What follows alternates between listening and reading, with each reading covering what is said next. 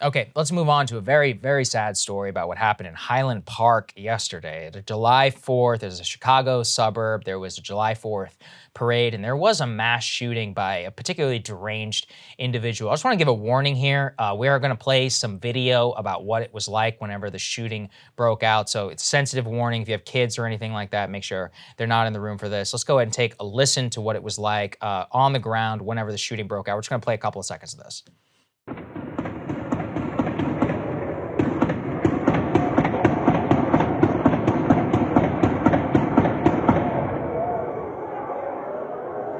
Yeah, I mean, Krystal, you can just see people running. I can't even imagine you're with your family. You got a stroller, people strewn about, running away in the middle of what's supposed to be like a joyous occasion, day off, birth of the country. It's just so, obviously, it never gets easy in order to do these things. And just the pure details, let's put this up there on the screen. We got 6 dead in this mass shooting so far, and a number of people who are in the hospital, up to 15 at the last count that we said. So right now, what the officials say is they've recovered a high-powered rifle from the scene. They say the shooting, quote, appears to be completely random. We don't yet know a lot about this alleged shooter / person of interest who's been taken into custody. He was taken into custody last night, 6:30 p.m. local time. There was not a shootout or anything like that. We're not going to say his name here today in order to deny some of the glory that obviously was being sought. But let's go ahead and put this next part up on the screen. We're looking at a grade. I mean, this is President Biden. He's saying, I'm monitoring the situation closely, not going to give up the fight on gun violence. Now, obviously, to have that on the birth of the country and a national holiday is just completely horrific. So the next one up there, which is that from what we know about this gentleman so far, he appears to be a real freak, and I think that is putting it lightly. Has released several videos over the years glorifying mass shootings, including cartoons. He had tattoos all over his face, and his hair was dyed in various colors. Clears to have been a complete and a total misfit. And really what they're showing here is that for years, he's been rapping and producing videos. He even has millions of plays, actually, Krystal, on Spotify. Had a Discord server in which fans and others were posting some really deranged content. Apparently the last thing that he even posted in his Discord was a video of a beheading. So look, this is somebody who clearly glorified violence and exhibited like every, I mean, I don't know what it takes in order to flag somebody. Illinois does have a red flag law, apparently, and this is a guy who's producing videos where, he literally is mimicking mass shootings and glorifying violence on this. So we don't know the exact motivation. Clearly, I perused his Twitter feed and looked at some of his past posts, but an extraordinarily deranged individual responsible now for 6 deaths. Luckily, he's been taken into custody and there was no shootout or anything with police officers. But yeah, I mean, to have it on July 4th is really just so terrible. It's so difficult to even talk about. It is. And I mean, it's a pattern of, you just feel like we're safe. The schools aren't safe. The shopping, the supermarket's not safe. The shopping mall's not safe. The streets aren't safe. The July 4th parade isn't safe.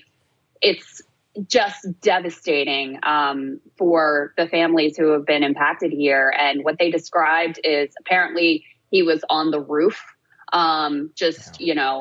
sniper style, taking people out, absolute, terrorist act, really. To strike fear in the heart of not only those people and take precious lives, but I think of the country as a whole. To your point about what a deranged psychopath obsessed with murder and violence this dude was, he released a track on October 15th, 2021 that seemed to indicate there was some life-defining event, act that was beyond his ability to stop. It includes drawings of someone aiming a rifle at another person. It also includes an image of a newspaper clipping about Lee Harvey Oswald, who, of course, according to the official narrative anyway, assassinated JFK at a parade. And another image of a victim shot with blood spraying from the body, as you said. So he has his own Discord, and I guess people would post a lot of super nihilistic, some political, nihilistic political memes there. There was a different board that he posted the video of the beheading, And that board that he was a frequent poster on was explicitly dedicated to violent images of murder, suicide, and death. So this seems to be a completely deranged person. At least to this point, we don't know of any sort of political motivation. His family was well known in the town. Actually, his dad ran for mayor and lost in the town. And, it's just horrific. It's just absolutely horrific. There's nothing else you can say. And I don't know what you do about someone like this who's just clearly obsessed with violence and death. The one political point I do want to make is there was this instant obsession with figuring out what sort of political lean this murderer might have.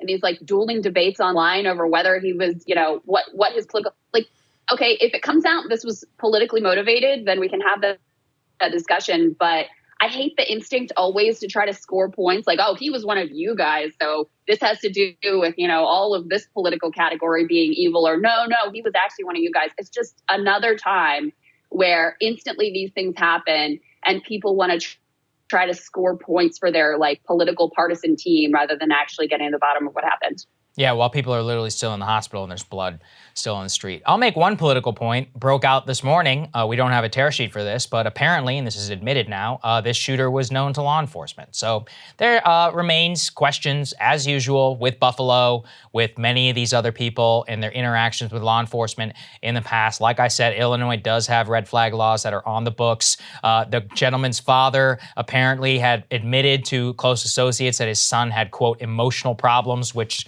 it's all on video. You could see it.